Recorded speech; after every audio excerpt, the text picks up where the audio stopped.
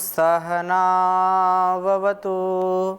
सहनौ भुनक्तु सह वीर्यं करवावहै तेजस्विनावधीतमस्तु मा विद्विषावहै। ओम शांति शांति शांति। वैदिक जीवन पद्धति की इस कक्षा में आप सबका हार्दिक स्वागत है, अभिनंदन है। निरंतर हम ऋग्वेद की ऋचाओं का स्वाध्याय कर रहे हैं और मन बहुत ही हर्षित है, उल्लसित है, प्रफुल्लित है कि जो परमात्मा का सच्चा ज्ञान है उसका हम रसपान कर रहे हैं और ऐसी ज्ञान गंगा में, ऐसे ज्ञान के सरोवर में जो डुबकी लगाते हैं वो स्वयं अपने जीवन को महकाते हैं, सच्चे धीर गंभीर विद्वान बन जाते हैं।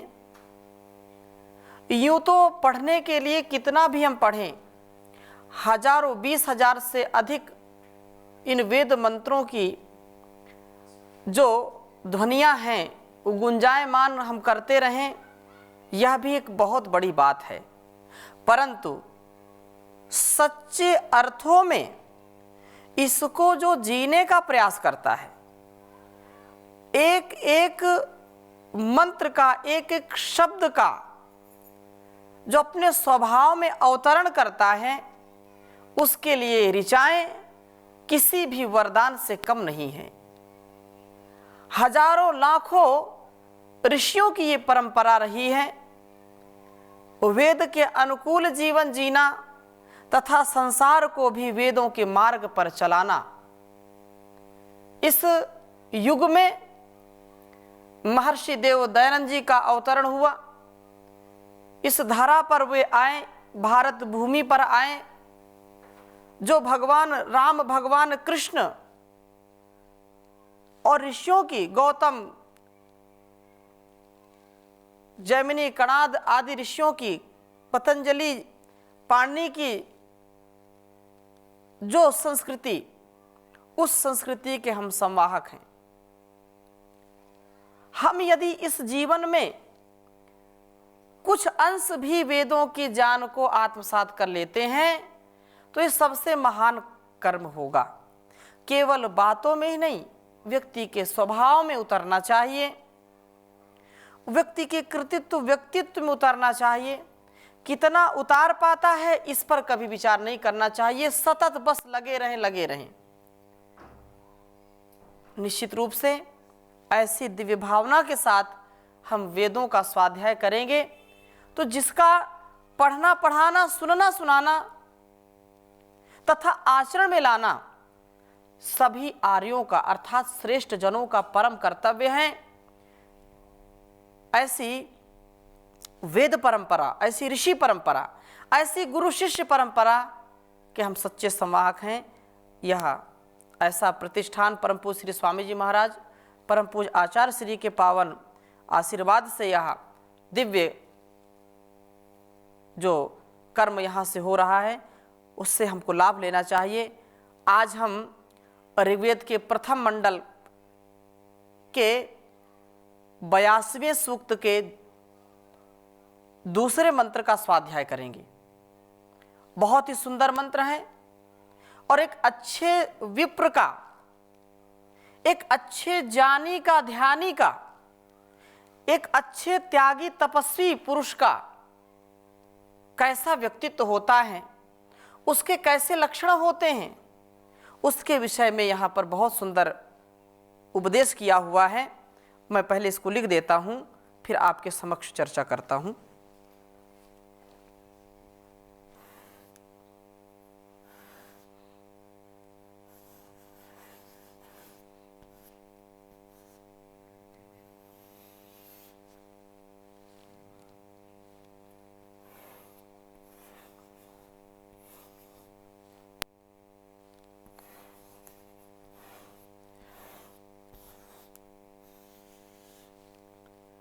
अक्षन्नमिदमन्त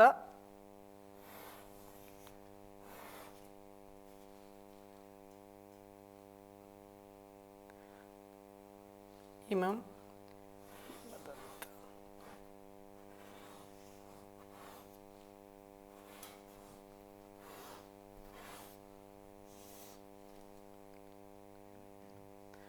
अक्षन्नमिमदन्त ह्यव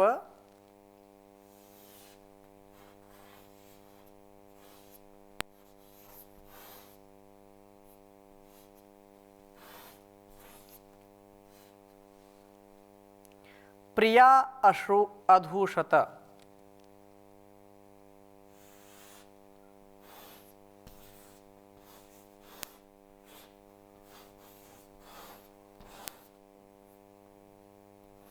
प्रिया अधूषत।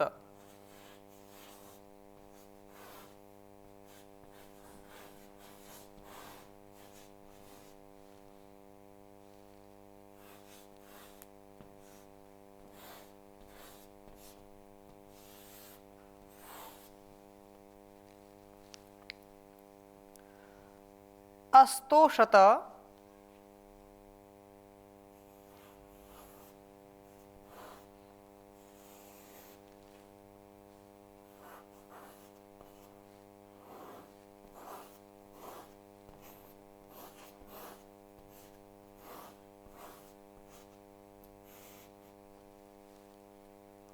स्वभानवो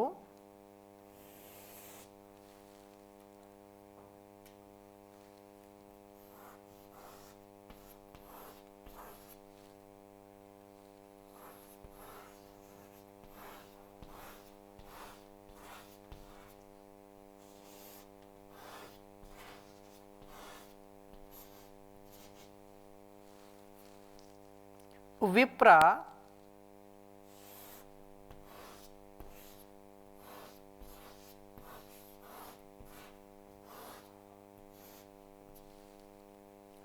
नविष्ठया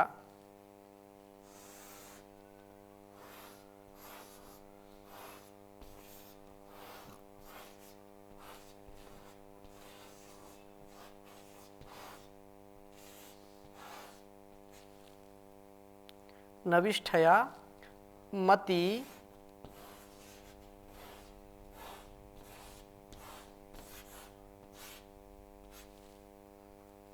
योजान्विन्द्र ते हरि।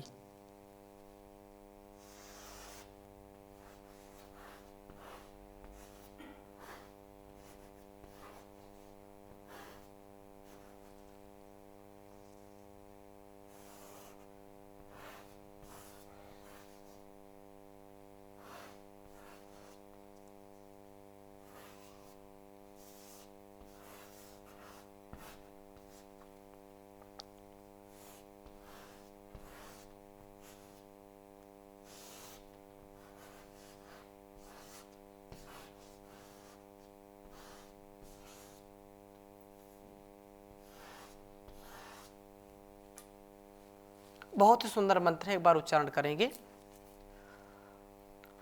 ओम अक्षन्नमिमं अक्षन्नमिमदन्त ह्यव प्रिया अधूषत अस्तोषत। यहाँ पर एक मिनट, मैं इसको, ये हलंत नहीं, इसमें पुनः एक बार उच्चारण कर देंगे। ओम अक्षन्नमिमदन्त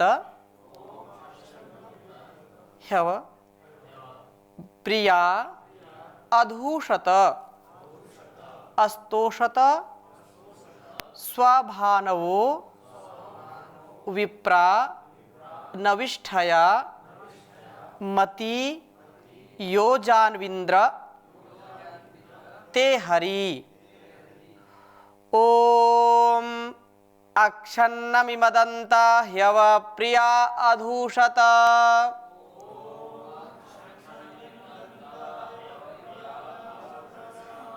अस्तोषत स्वभानवो विप्रा नविष्ठया मति योजान्विन्द्र ते हरि।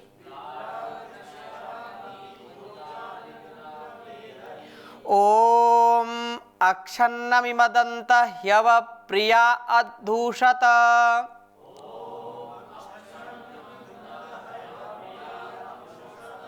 अस्तोषता स्वभानवो विप्रा नविष्ठया मति योजान्विन्द्रते हरि।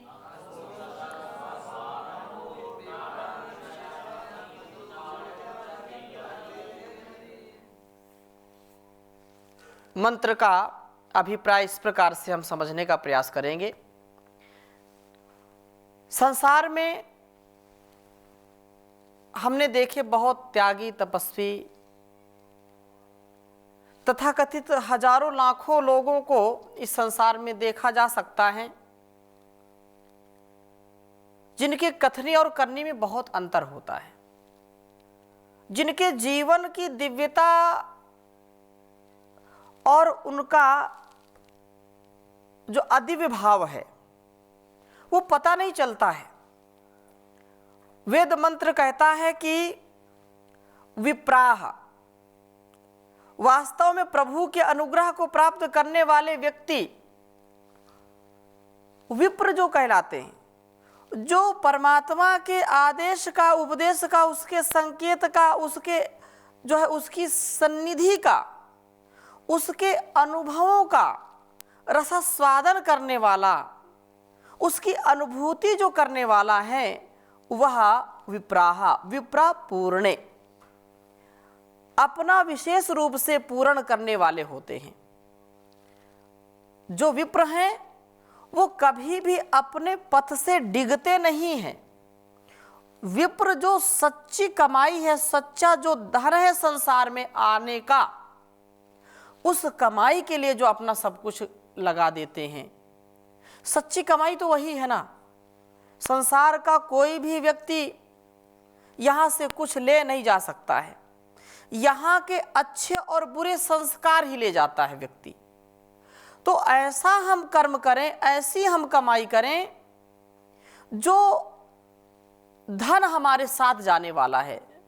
इस संसार का जो धन ऐश्वर्य है वो तो यही मिट्टी में मिलने वाला है, और यहाँ से हम जाते हैं तो क्या कहते हैं लोग, निधन हो गया व्यक्ति का। क्या हो गया? निधन हो गया। मतलब कितना धनवान था और अब जब जा रहा है तो धन रहित हो गया, उनका निधन हो गया, ऐसा बोलते हैं। सारे पृथ्वी का कोई अधिपति बना हो, आधिपत्य पूरे पृथ्वी पर हो, पूरे संसार में हो, तो भी उसको खाली हाथ ही जाना पड़ेगा।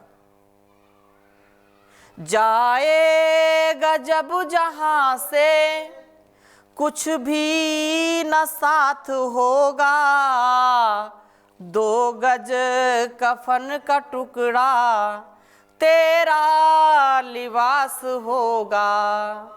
तो संसार में कुछ भी कोई ले नहीं जा सकता है, लेकिन इसके अहंकार में लोग इतने परेशान हो जाते हैं कि जिससे उनके जीवन का जो दिव्यता वाला भाग होता है, दिव्यता वाला जो रोल अदा करना होता है, वो भूल जाते हैं।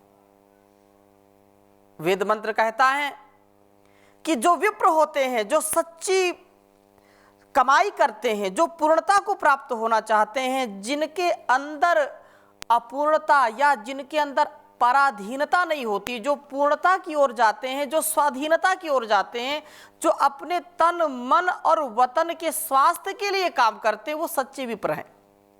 और वे अक्षण शरीर पोषण के लिए भोजन करते हैं, वे रसना की वासना में नहीं फंसते।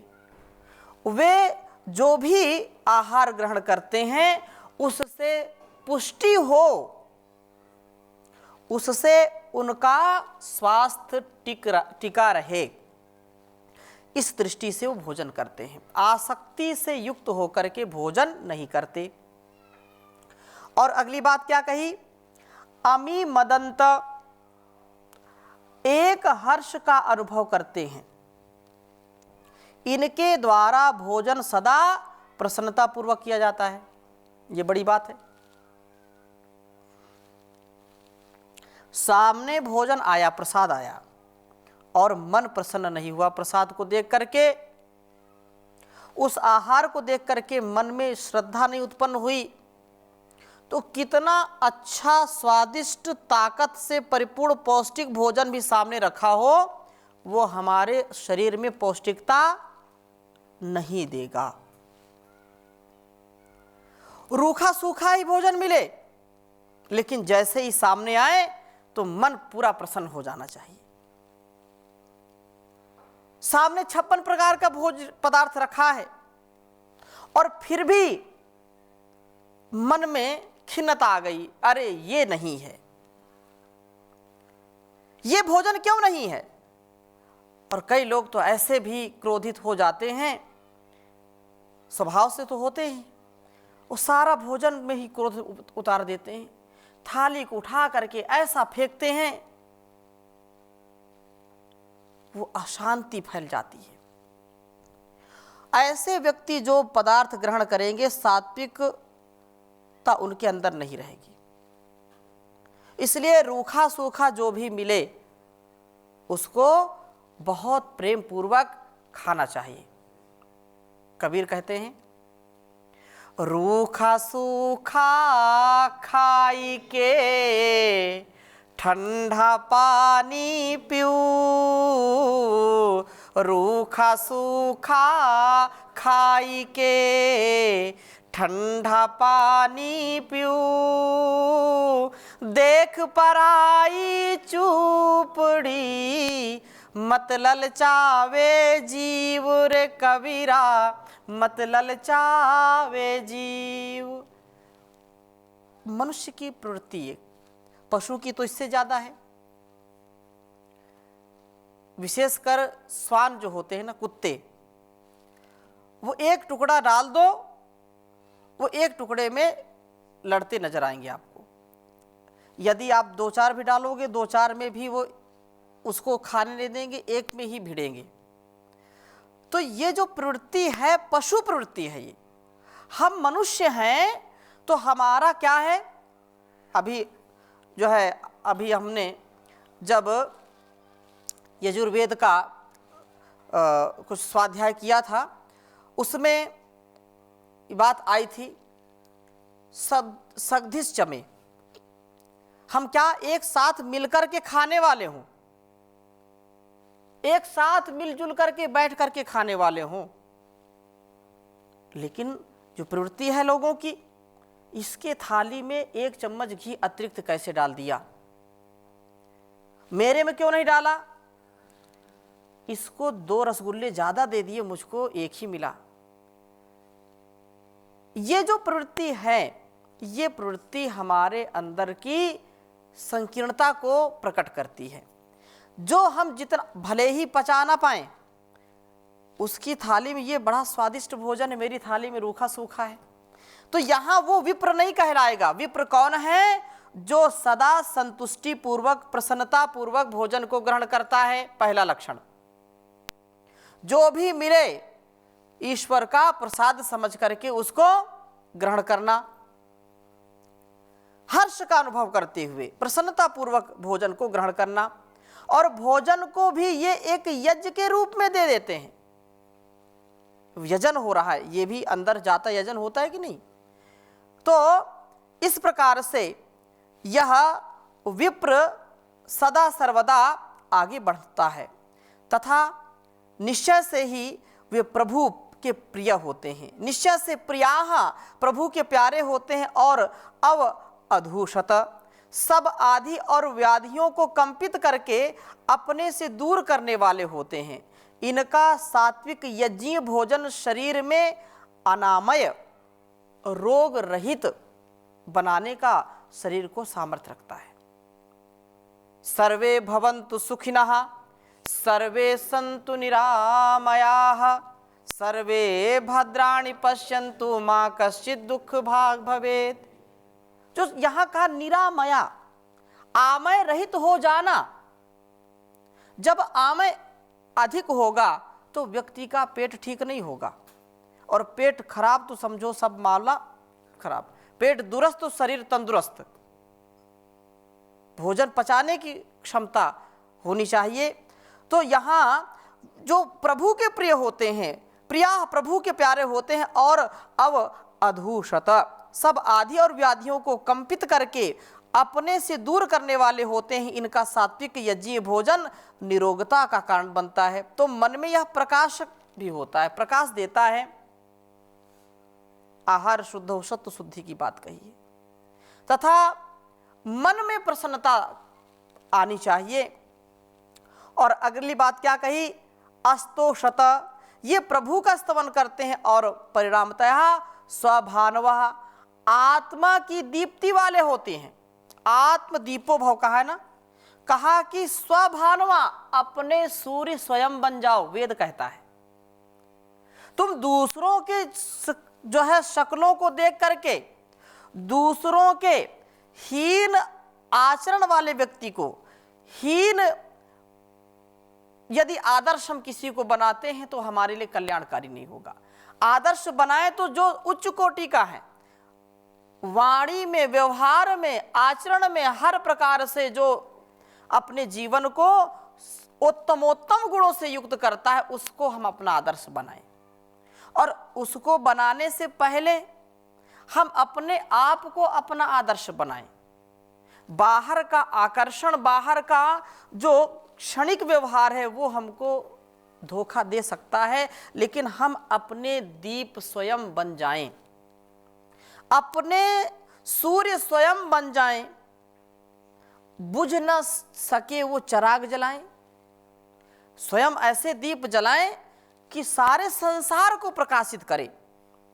जलाओ दिए पर रहे ध्यान इतना, जलाओ दिए पर रहे ध्यान इतना, अंधेरा धरा पर कहीं रह न जाए, अंधेरा धरा पर कहीं रह न जाए।